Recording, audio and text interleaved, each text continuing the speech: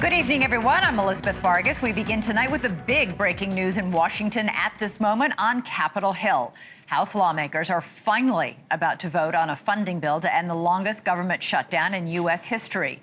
The House has been out of session since September 19th, nearly 2 months, and lawmakers have been racing back to D.C. for this critical vote tonight. Republican House Speaker Mike Johnson holds a slim majority, and nearly every Democrat is expected to vote no. But if this passes, the White House says President Trump is ready to sign it tonight, officially ending this 43-day stalemate.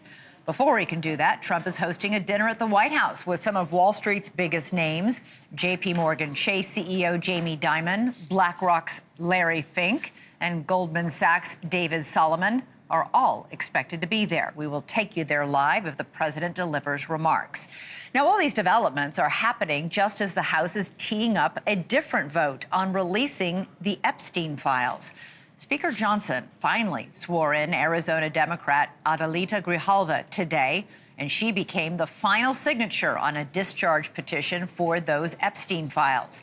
And that's coming after other bombshell news from House lawmakers.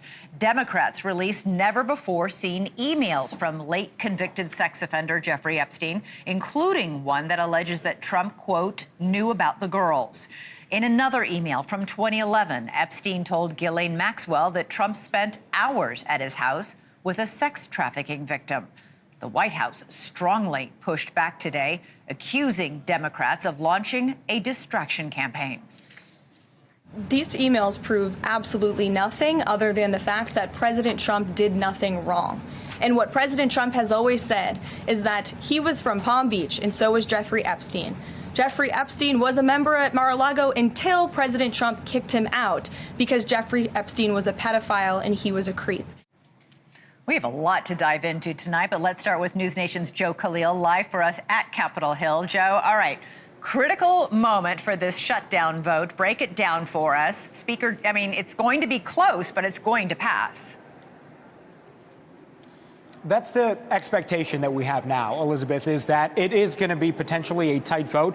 But Republican leadership, everyone that we've spoken to, they say that they are confident that they will have the votes ultimately to pass this tonight, to get it to President Trump's desk, and to end what will be the longest shutdown in American history thus far.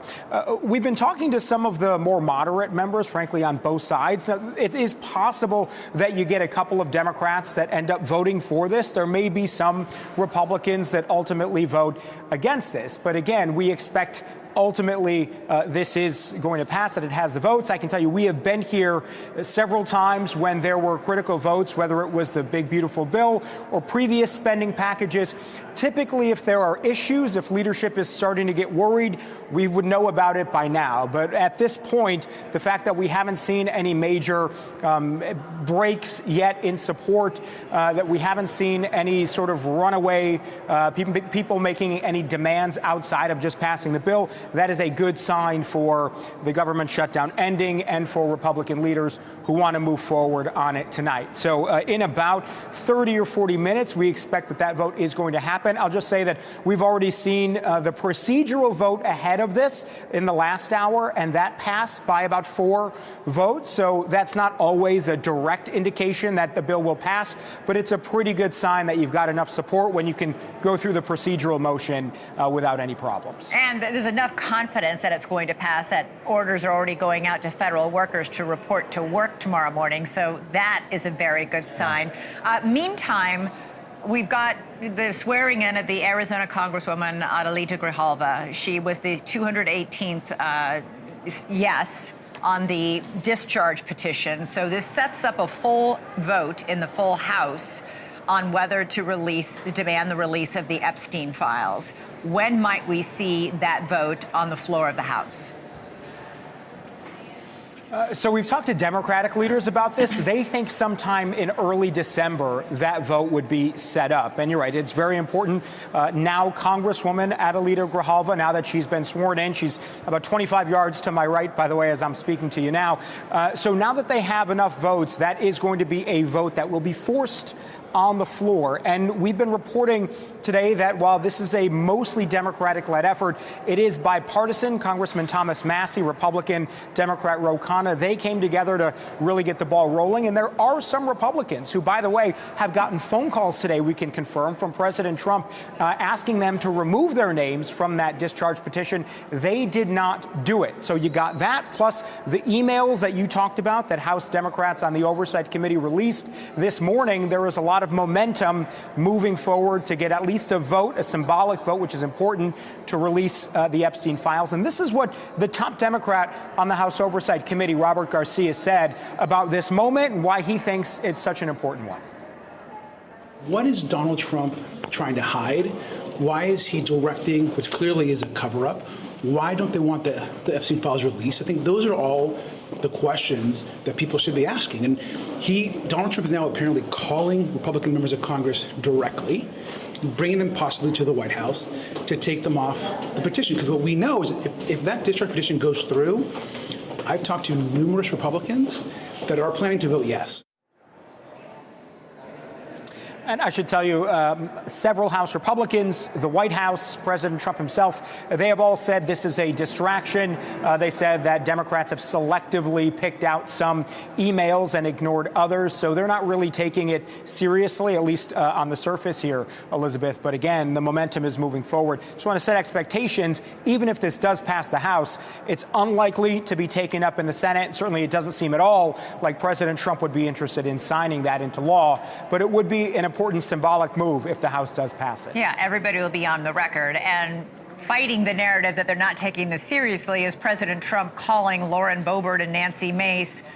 Lauren Boebert went to the Situation Room for an extraordinary meeting with the director of the FBI, the Attorney General, to pressure her to change her mind and vote no. She did not change her mind. So this is amazing. Okay, Joe Khalil, let us know when the vote gets closed. Come back in. We'll have you back on and get the update on the government hopefully reopening. Will do. All right, let's get insight and analysis now from NewsNation's political editor, Chris Starwell, host of The Hill Sunday. Chris, great to have you here. So, longest shutdown in U.S. history. A lot of Americans are wondering, what was it all for? 8 Senate Democrats caved. They didn't get what they wanted, the extension on those health care insurance subsidies. Millions of Americans are going to see the cost of their health care insurance double, maybe even triple. I mean, what was this all for?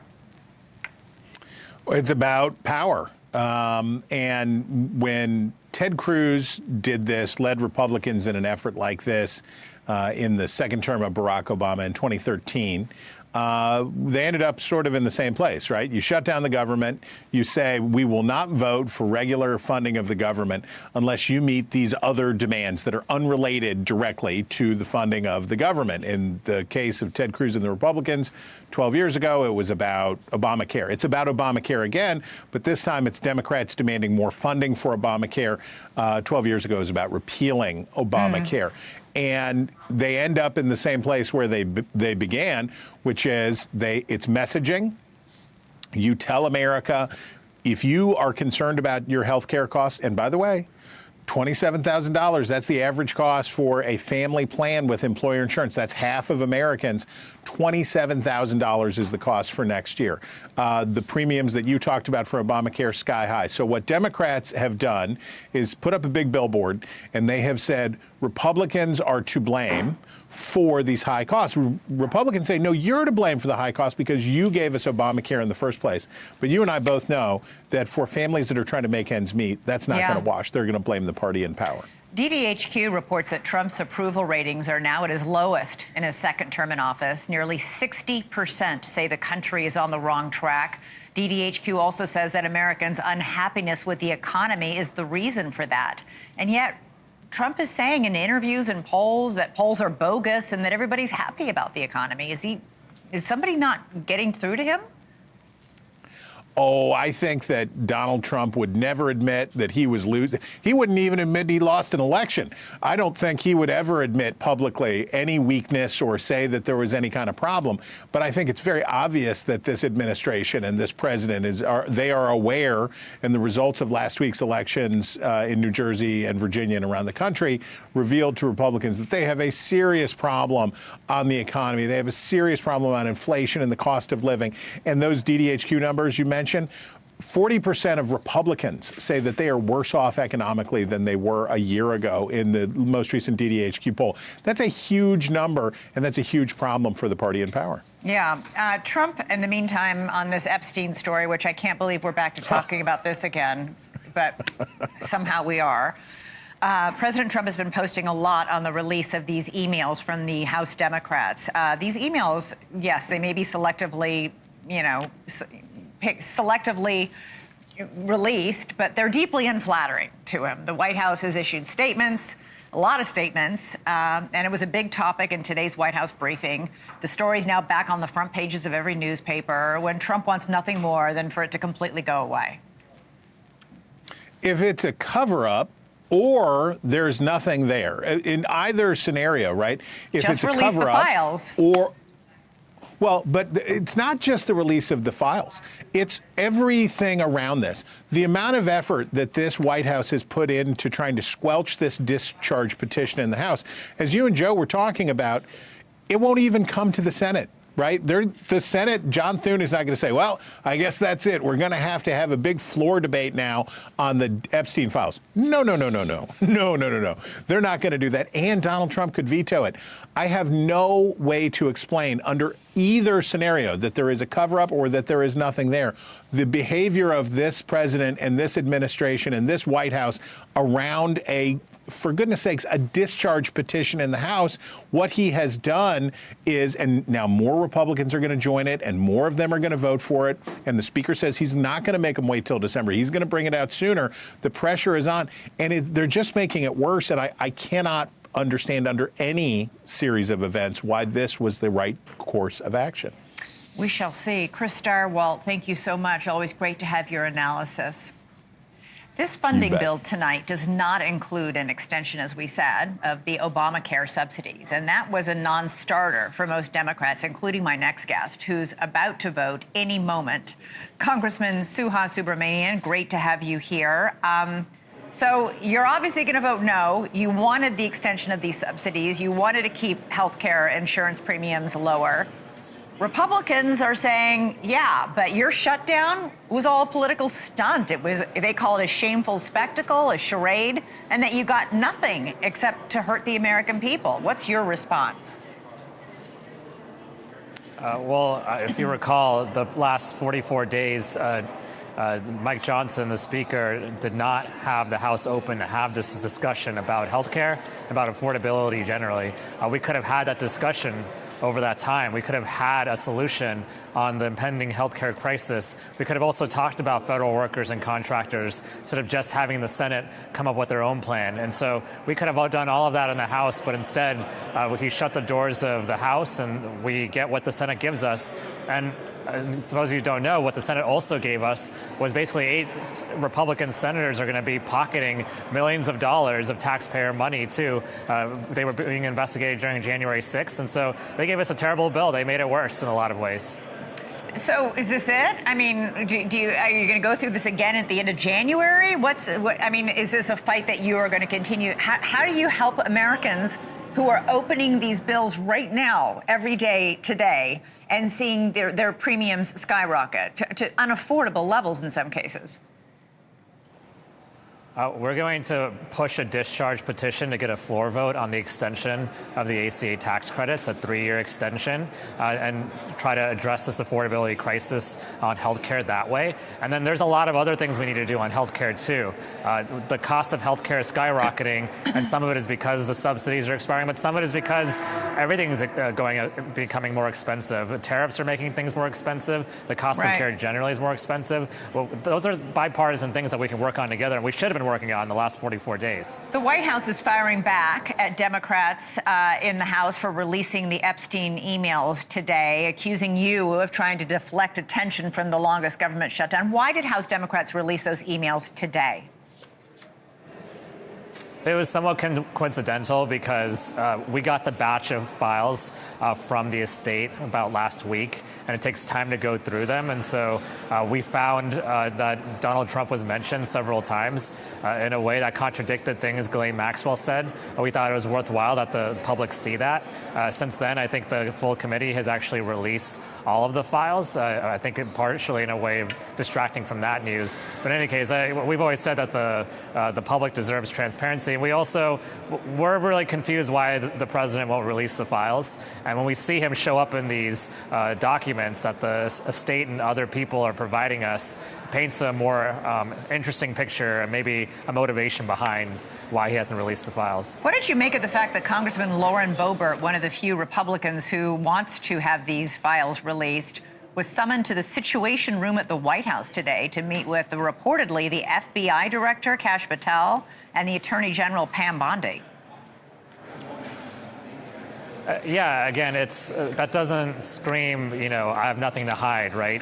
It seems like the actions of this president and this administration indicate that they are trying to continue the cover-up. This whole investigation to Jeffrey Epstein, this whole saga has been about the federal government and powerful people and rich people covering up these terrible, terrible crimes against young girls, more than 1,000 young girls. And the victims have told us over and over again, we almost don't trust anyone anymore to protect us and to stand up for us. And so we want to do things differently on the Oversight Committee. We want a full investigation. We want to get to the bottom of everything that's available there. Okay. And these actions, trying to pressure Lauren Boebert, seems like more of a cover-up and more of the same.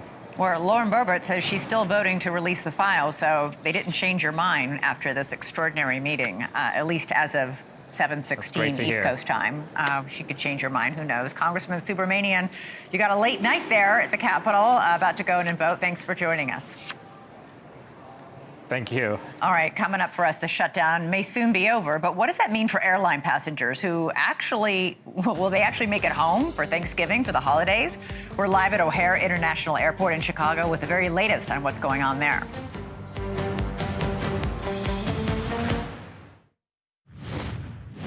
As the House votes to end the shutdown tonight, the country's commercial aviation continues to groan under the weight of the shutdown effects, with flight cancellations and delays persisting at airports across the country today.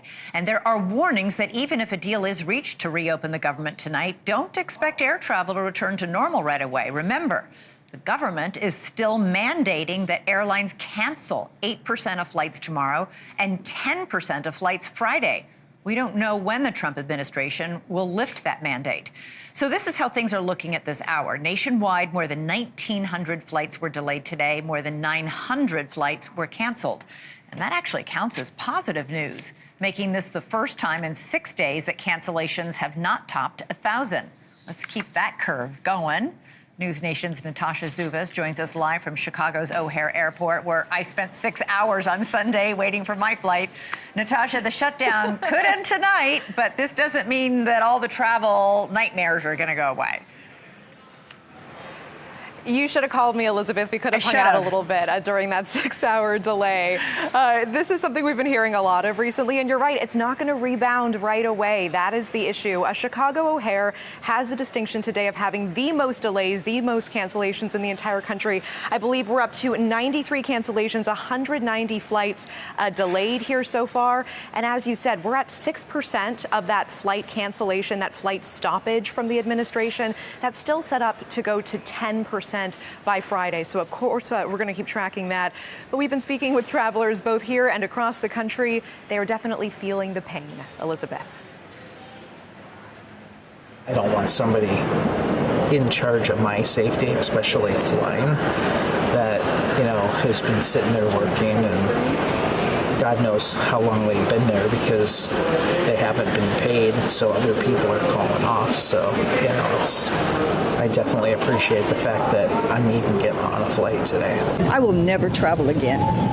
If I travel again, I will drive, because I don't trust any airports. I don't trust any of this stuff anymore. I have totally lost faith in whatever it is, the system. I want to bring you the latest numbers. Since the start of the week, more than 7,500 flights have been canceled. More than 25,000 have been delayed. The good news, flight cancellations have eased up day over day. This is the graph. You were just talking about this. Over 900 canceled today, but compare that with more than 1,200 yesterday. Secretary Duffy says this is because more air traffic controllers are coming back to work with the news of the shutdown ending soon. Still 5 million passengers have been impacted by the shutdown so far, and that number is just continuing to grow. And one of the issues, Elizabeth, is that these airlines cancel flights days in advance, so airplanes simply aren't at the hubs and in the cities where they're supposed to be. That's going to take days to clear. And then the big downstream effect. We're being told that there are 2,000 air traffic controller positions that will need to be filled after this shutdown. Elizabeth? All right, Natasha Zubas from the very crowded and frustrating at times, but beautiful O'Hare Airport. Thanks so much. So the airline industry is just part of the broader economy, one of many sectors in which the shutdown's impact was felt. These stinging images of the past 40-plus days tell the story. Food assistance paused, hundreds of thousands of workers furloughed, insurance premiums skyrocketing. A recent Harvard Caps Harris poll reveals that Americans are feeling the pain. 57% of voters said the U.S. economy is weak, up 6 points from September. Inflation and affordability and the economy and jobs are still the top issues for voters. But don't tell that to President Trump. In a recent interview with Fox News host Laura Ingraham, he said the economy is the strongest it's ever been, but she pushed back. The stock market reflects that upbeat sentiment. The Dow hit a record high today. But my next guest says the Dow is just a small part of the story and that Republicans ignore the broader economic realities at their peril.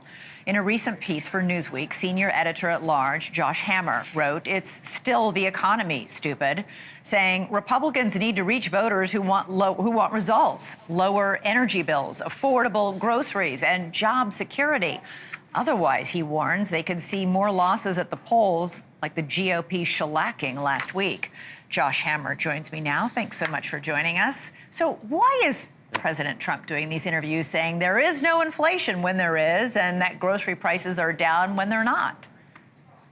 Well, it's not a good look, candidly, Elizabeth. And I say that as a conservative. I say that as someone who has voted for Donald Trump for president numerous times. But he should not be just in flat-out denial of what the American people are saying. Frankly, he's sounding here a lot like Joe Biden, actually, right. if I may actually say that. Joe Biden actually denied over and over and over again that they said, oh, the structural features of the economy are actually sound. Inflation is transitory. We heard over and over again. And it turns out it actually wasn't that transitory. And the Democrats ultimately paid the price there. And my warning in this column, and Laura Ingraham doing a good job pushing back there, I think many of us are now warning that this is a big deal, that this is a really big deal. The Harvard poll that you just showed accurately reflects that affordability, inflation, stagnant wages, stubbornly still too high inflation, around 3% above the Fed's 2% target. All of this really is going to cause Republicans a world of hurt next November in the midterms unless they get some sort of compelling public policy agenda, and just as importantly, that they were able to effectively message it to the mean American, so the mean American actually feels that they are fighting for them. I think a lot of this administration has been focused broadly on so-called culture war issues. I am personally a culture warrior, so I get excited by those issues, but the American people very reasonably care first and foremost about their pocketbook. If you're living paycheck to paycheck and you're worried about your health care, your job security there, all that other stuff tends to fade into the background. I think the president ignores that at his peril, frankly. Yeah, you warn that if Republicans don't get with it soon on this issue, that they could lose seats in the midterms, and you say that could all but doom the remainder of the Trump presidency if the Democrats are in control of the House and Senate. So Republicans, the reality is they're already swimming upstream, so to speak, for the fall 2026 midterms for the very simple reason that, historically speaking, the first midterm election in a presidential term almost always goes against the incumbent party in the White House. There are some very rare exceptions, but that is very much the broader rule. So they're already in bad shape here, given the fact that there's a very narrow majority and that historical reality. So they better get their act together on the economy ASAP. I'm not saying that you slow down when it comes to the other issues. I'm not saying that you tell Tom Homan resettlement, to stop the deportation operation or any of that there. I'm saying that when it comes to the day-to-day, here's the morning memo, here's what we're going to do today here. Think about what you can do to improve the cost of living and the affordability, the job prospects, and the healthcare security of the American people. I think if they do that, there's a chance to salvage the House next fall. Now, Trump right now is meeting with the heads of several big banks. These big banks have actually been warning that the economy is not in good shape, that the stock market's overvalued, hit a record high today, that there are warning signs of a looming recession. Maybe they'll get through? I mean, what do you expect to happen? Because they're not on the same page as President Trump, at least Trump publicly. So, look, I'm not a Wall Street analyst. I will say that we've heard these rumors about an impending recession for some time now, and thus far it has not happened, at least when it comes to the market. But I think the more important point is this, Elizabeth, is that for whatever reason, and we can debate what the reason is, a lot of Americans are not feeling that. They're not feeling the actual high in the Dow Jones or the NASDAQ or the New York Stock Exchange or whatever there. And that has to do perhaps with some structural features of the economy. The prosperity is just simply not being felt in the proverbial heartland, in flyover country, and really throughout large swaths of America. And that's a problem. That is a problem no matter what your politics are. But if the American people see the stock market and they're not actually feeling it, they're still living in economically precarious conditions there, that is a problem both politically and frankly just a moral problem, I think, for the American citizenry as well. Yeah, there are a lot of red warning lights going off for this administration about affordability and cost of living. Folks are having a hard time paying those bills, and that matters. Josh Hammer, great to talk to you. Thank you so much. My pleasure. Thank you. All right, we're still awaiting that House vote that would end the longest government shutdown in U.S. history. After the break, we've got the chairman of the House Intel Committee, who actually got into a car and drove back to the Capitol because he didn't want to risk getting caught up in all that travel flying nightmare. He'll join me live next. All right, any moment now, the House is going to take that vote on the bill that would end this government shutdown finally. We are joined now on the phone by Congressman Rick Crawford. He's the chair of the House Permanent Select Committee on Intelligence. And we're joining him on the phone because he doesn't want to be too far from where he needs to be to vote. So, Congressman, really appreciate you joining us by phone and not delaying the vote at all on this all-important bill. You actually carpooled back to Washington, D.C. with your friend, Congressman Trent Kelly, because you guys were afraid you wouldn't make it back in time to vote because of all the flight delays. Yeah, it's air travel on a good day is sometimes a little frustrating if you've ever, and we have to travel quite a bit, so obviously we know that, but we were seeing so much information that showed that it's a good possibility we're going to have a cancellation. And yeah, it's a little bit of a drive, but in this case, we wanted to make sure we got here and that we didn't present a problem for getting the government reopened. So we just jumped in and drove together, and we're gonna drive back home once this. And this are you confident finished. the vote's going to pass? Yes, I think it will, and I think we'll even have maybe 3 or 4 Democrats that'll come along with us. So I feel pretty good about it. You know, about 166,000 people in Arkansas use the Affordable Care Act to get their health insurance. 92% of them get these subsidies that are now expiring. Are they okay with having their premiums double or triple in price? Yeah, I'm one of those that also gets my health care from Obamacare. And so this problem didn't start with the government shutdown. It started in 2010 when the President Obama, and the Democrats foisted Obamacare on the American people without a single Republican vote. When you take upwards of 17% of the economy and turn it on its ear, fundamentally reshape a program like our health care insurance, you're going to expect probably some bad outcomes. So this has been a slow burn, a trajectory that has been going the wrong direction for a long, long time. The Affordable Care Act is not affordable. They said if you like your health care insurance, you can keep it. That wasn't true. They said we wouldn't have rationing. That's proven to be false. They said you wouldn't have a decline in quality of health care. That's proven to be false. Now we have health insurance companies, maybe 3 or 4 of them, that are controlling everything. And this is a problem with our economy, not just in the healthcare industry, but other industries where we have over-consolidation.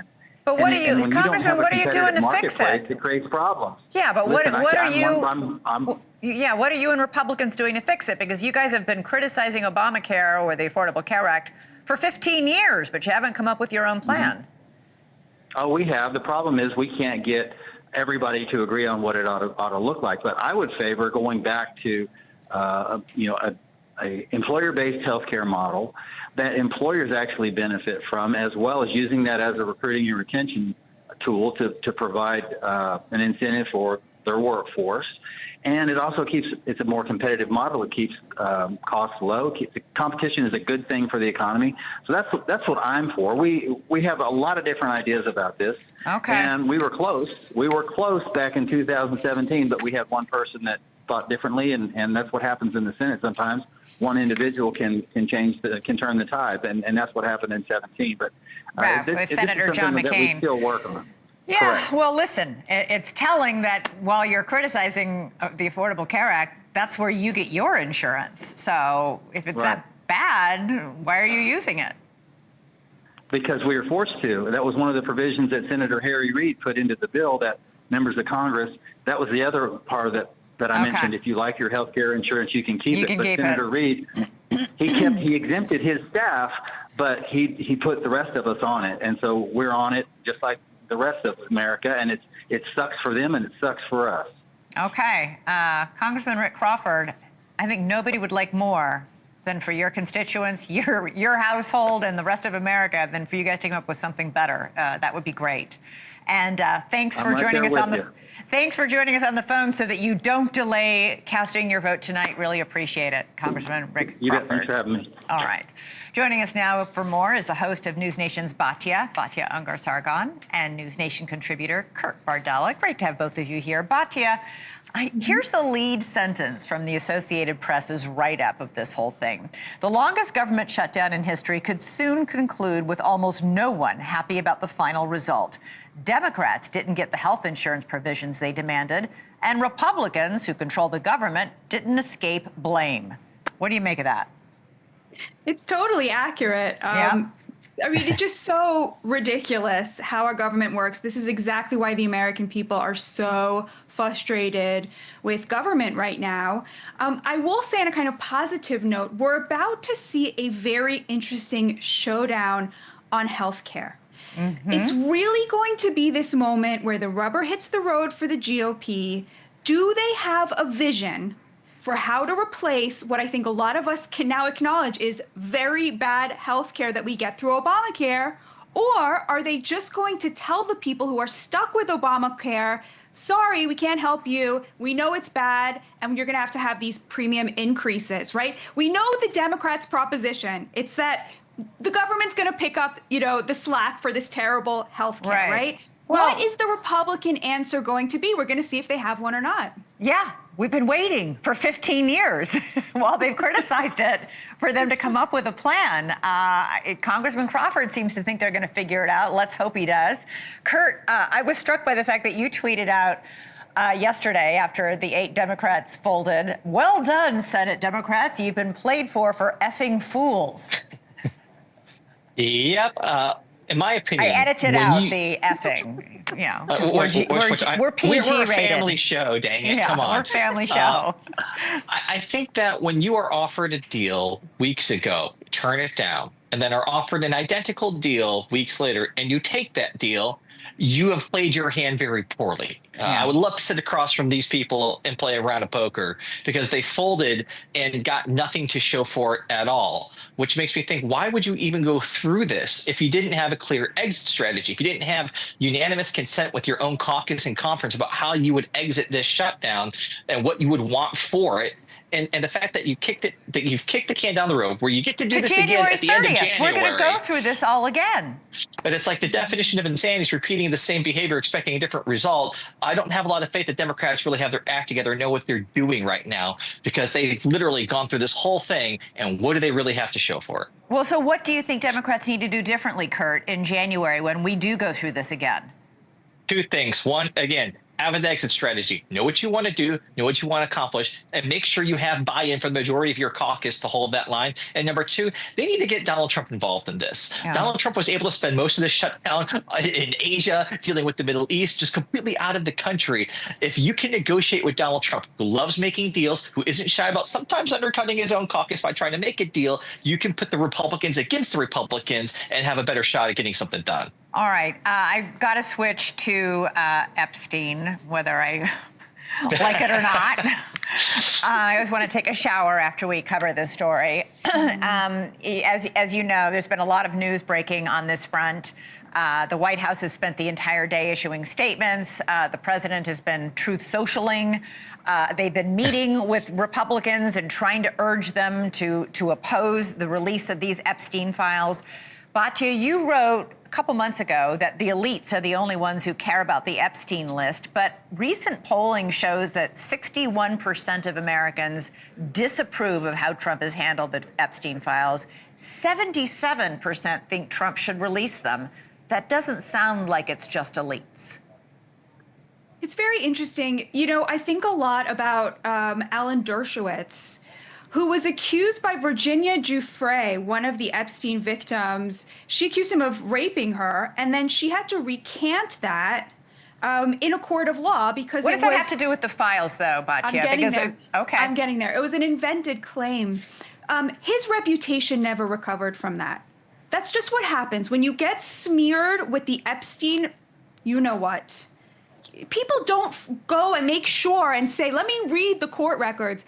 I just think it's wrong to release unredacted documents that have people's names in them. Their lives will be destroyed whether or not they have done anything wrong. I just personally think that that's wrong, and Trump's instincts on that are right. I think it was a perfect example of what happened. The Democrats redacted Virginia Giuffre's name from this accusation that she had spent time with Donald Trump. She herself, by the way, said she never spent any time with him and he never did anything wrong. So they redacted it because they knew if her name was in there and was exposed, they wouldn't be able to accuse Trump of any wrongdoing. So to me, the whole thing is a nothing burger, and I think Trump is right to hold the line on this. I think a lot of Republicans are saying the opposite, that he should release the files, that not releasing them makes it look like he has something to hide. Kurt, what do you think? You know, a lot of the loudest voices in this entire saga have been from Republicans saying, when Joe Biden was president, release the files, whether it was J.D. Vance, whether it's Pete Hegseth. We have numerous Republicans who have been the loudest voices, which is why this discharge petition has many Republican signatures on it. The White House today came out, was trying to pressure Lauren Boebert, Congresswoman Boebert, from not signing this.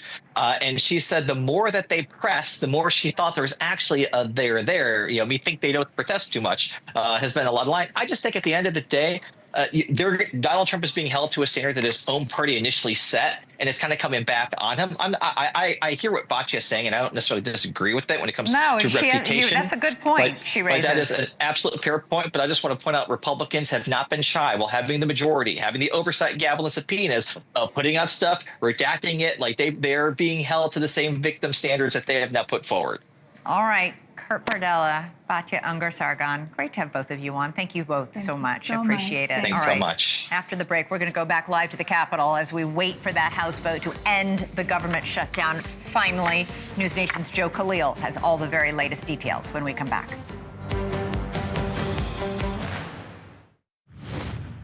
All right, in a matter of minutes, we are expecting the House to begin voting on that funding bill that will end the longest government shutdown in American history. NewsNation's Washington correspondent Joe Khalil joins us live. We were just watching Minority Leader Jeffries give a speech on the House of the floor. I assume Speaker Johnson may speak after him, but that will be it. They're not going to have other random congressmen speak, so the voting will then begin. Yeah, that's typically the good sign that the vote is coming soon. When you see the leaders there and the rank and file members, I think, have all said their piece at this point.